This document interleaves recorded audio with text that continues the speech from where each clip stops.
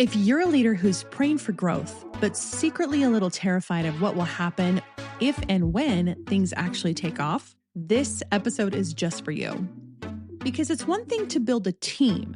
It's a whole other thing to build a team that can grow without falling apart every time you leave the room. Today, we're going to talk about the unsexy side of scaling, the SOPs, systems, rhythms, and the structures that actually hold your growth so you don't end up with confusion, burnout, and resentment in the name of momentum.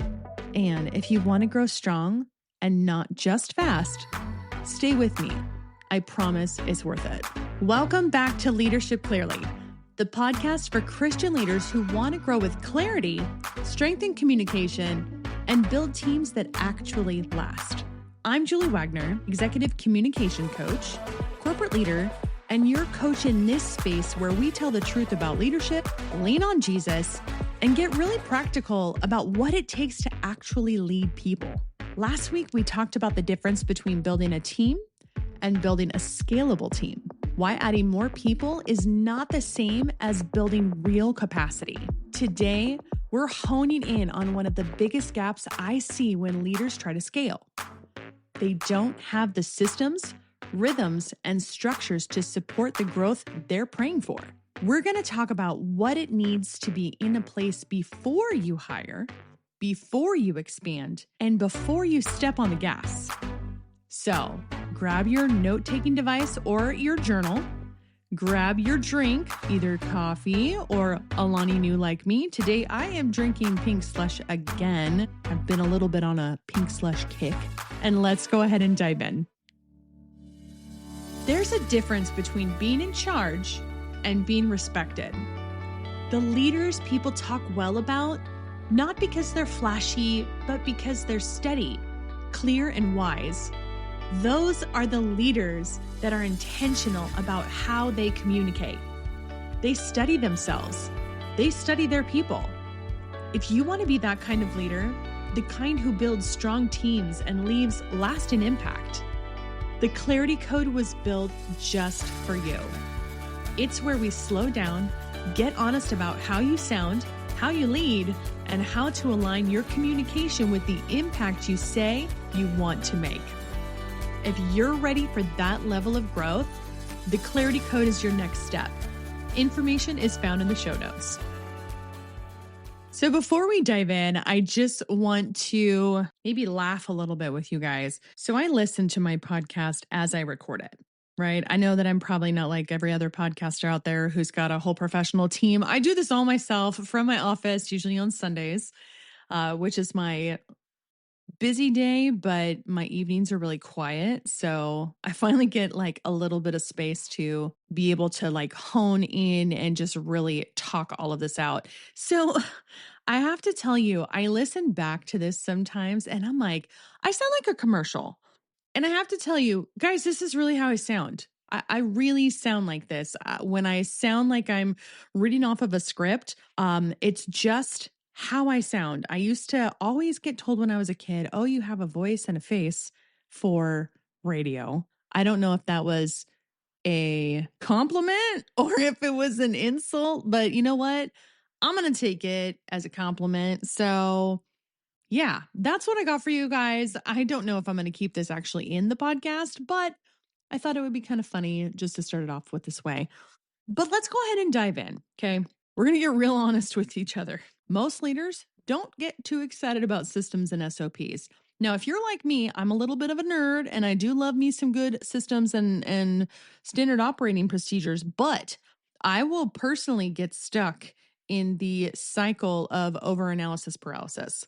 What I do know is that leaders, business owners, founders, C-level executives, we tend to get excited about vision, new hires, new clients, and new opportunities, fresh ideas and initiatives. But here's what often happens. You add people, you add offers, you add responsibilities, and then suddenly your Slack inbox group text is a mess. No one is actually really sure of who owns what. You tend to wind up being the bottleneck for every decision, and your fast growth, and I I wish that I was videoing this right now, but I say fast growth in quotation marks. Your fast growth feels like constant firefighting. Sometimes you're going to hear things like, I didn't know that was my responsibility, or I thought you were handling that. Or here's a good one, we've always done it this way. Or the last one that always gets me sometimes, I didn't know that changed. If you're really honest, you feel like maybe you're simmering some frustration. Why can't people just use common sense? I want to leave you with some truth in this moment before we move on. This is not a common sense problem. It's a systems problem. It's a clarity problem.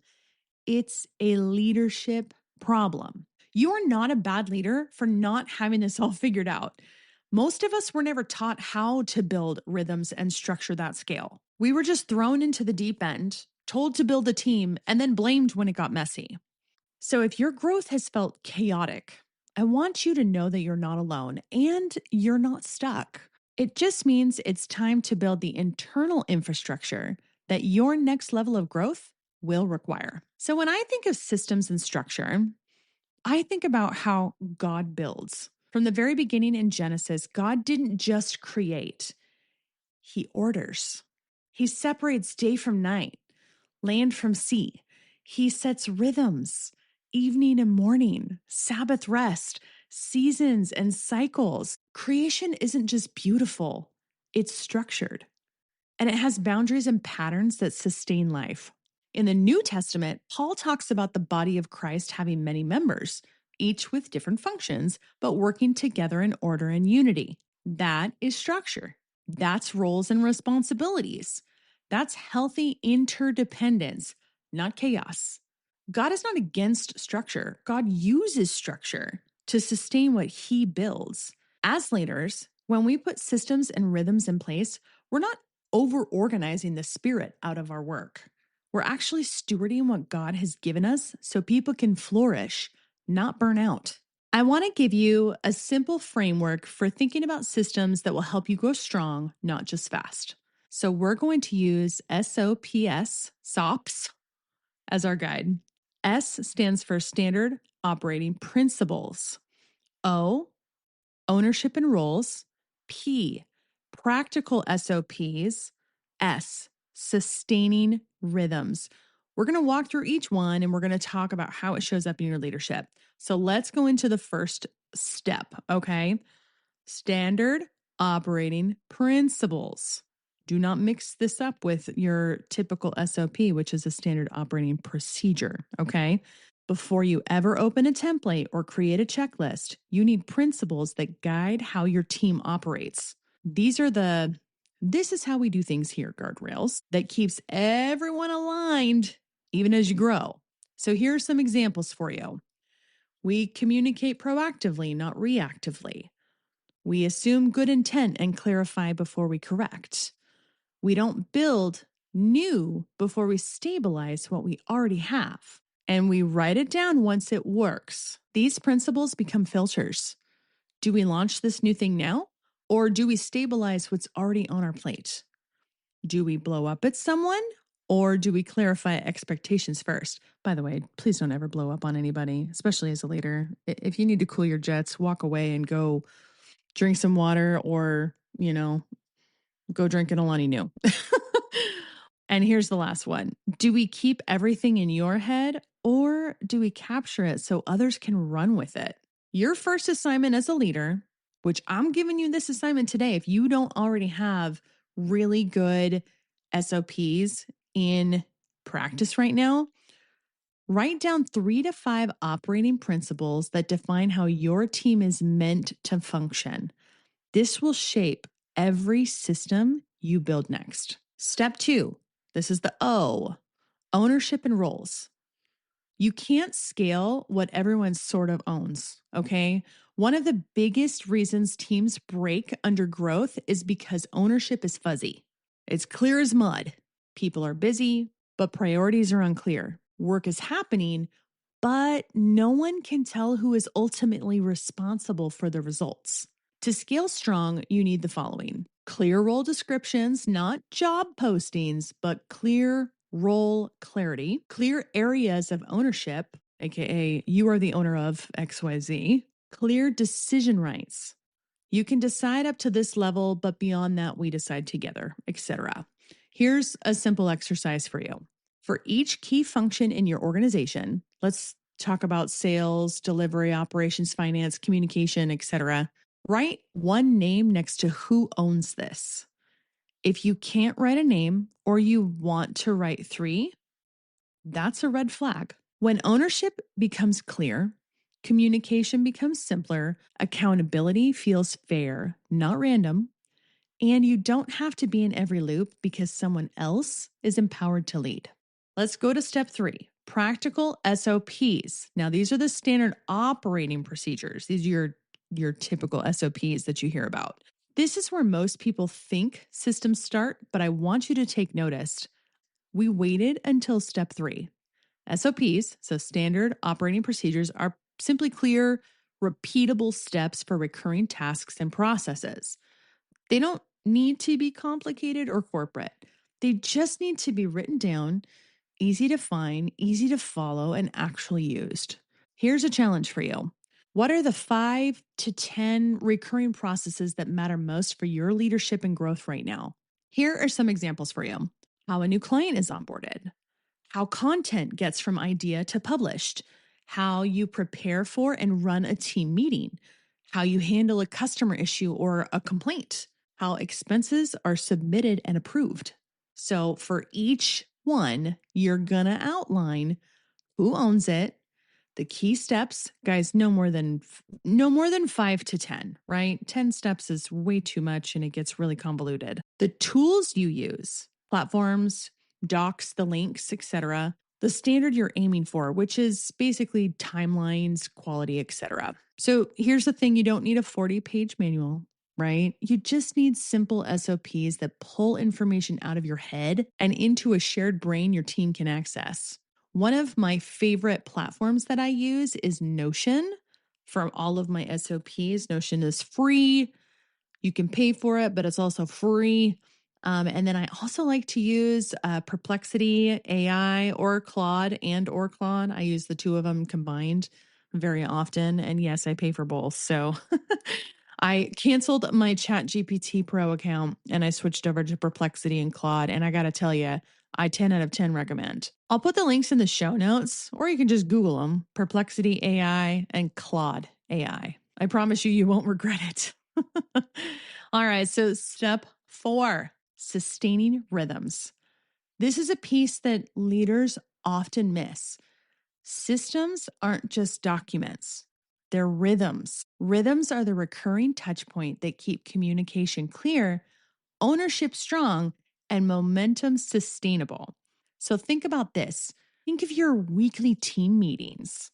Think of your monthly one-on-ones or your weekly one-on-ones. Think about like quarterly strategy and vision days and QBRs, weekly or bi-weekly check-ins on projects, regular feedback loops. Without rhythms, those SOPs that you created before, they're going to get stale. Expectations are quietly going to drift and misalignment will grow under the surface. Healthy rhythms do 3 things. They create a predictable place for information to flow. They give people consistent access to you and each other. And they build accountability without you having to micromanage. Because nobody likes a micromanager, okay? Here's an example for a simple weekly rhythm. Monday, 30-minute team sync to align on priorities, blockers, and ownership for the week. Wednesday, a 15 to 25-minute communication check where you quickly clarify anything that feels fuzzy maybe. Fridays, 10-minute reflection on what worked, what broke, what needs to be documented. I say these in very small amounts because I expect a lot of folks are probably starting with very small teams. As your teams grow, you are going to need a little bit more time. I have a team of 20 right now that I'm currently highly involved in leading with. And we usually have to take like 45 minutes because and we still can't get through everything sometimes, but sometimes you can just put it in an email as well. So just saying, I'm not opposed to emails over meetings if they can be I'm done that way. Just do it. Okay, I want to have a quick pause here because if communication is the place where everything starts to wobble when you grow, I want you to make sure that you know about the Clarity Code. The Clarity Code is my 5-day communication bootcamp where we take everything we've been talking about here and turn it into how you can actually speak, lead, and make decisions in real time. In 5 fast, focused days, we get crystal clear on your message and what you actually want people to do. We cut the noise so people instantly understand and trust you. We teach you how to speak with confidence and authority without rambling or second guessing. We show you how to lead the room in sales calls, team meetings, and content. And then we turn your communication into action so your messaging, your leadership, and your team are finally moving in the same direction. If you know you're good at what you do, but you struggle to say it clearly, or you're leading people and you feel like things keep getting lost in translation, the Clarity Code was designed just for you. Stop trying to say it perfectly. Start saying it clearly. Tap the link in the show notes to join the Clarity Code waitlist and become the kind of leader that people actually understand and follow to the ends of the earth. Now back to your regularly scheduled content. Okay, let's connect these dots. Fast growth without systems feels exciting at first, but it eventually exposes every weak points in your communication and leadership. The cracks in your expectations, your role clarity, your follow through, your ability to say not yet. Strong growth, on the other hand, is built on clear principles, clear ownership, simple and usable SOPs, and consistent rhythms that keep everyone aligned.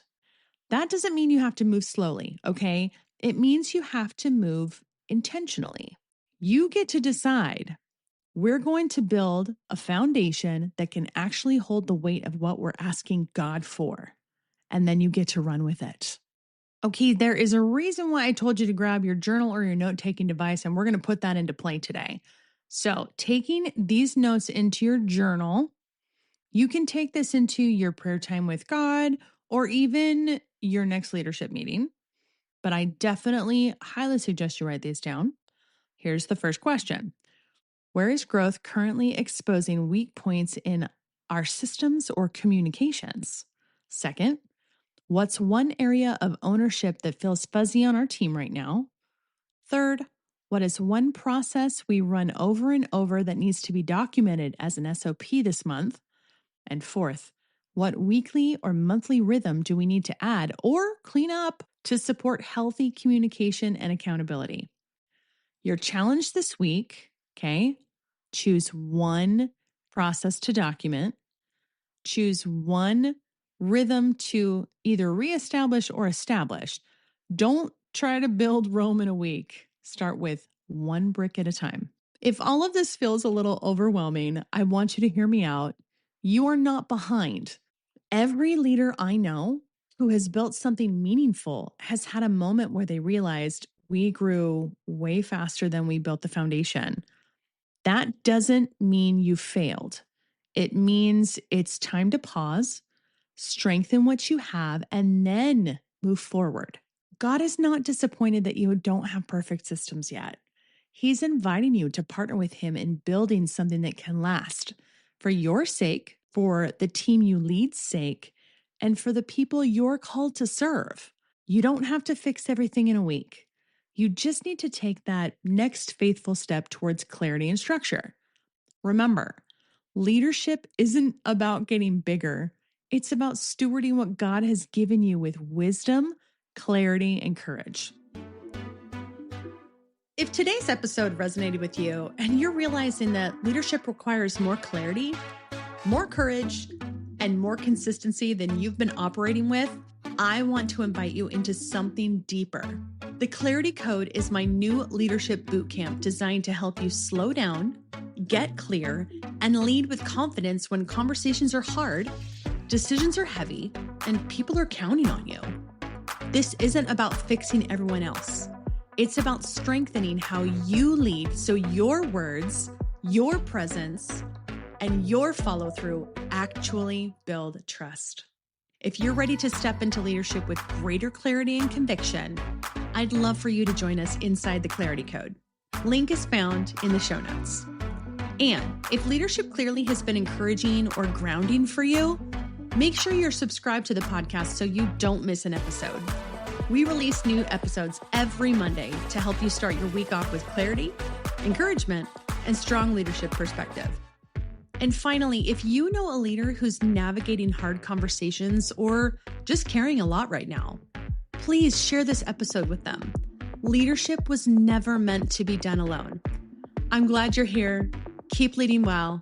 I'll see you next week.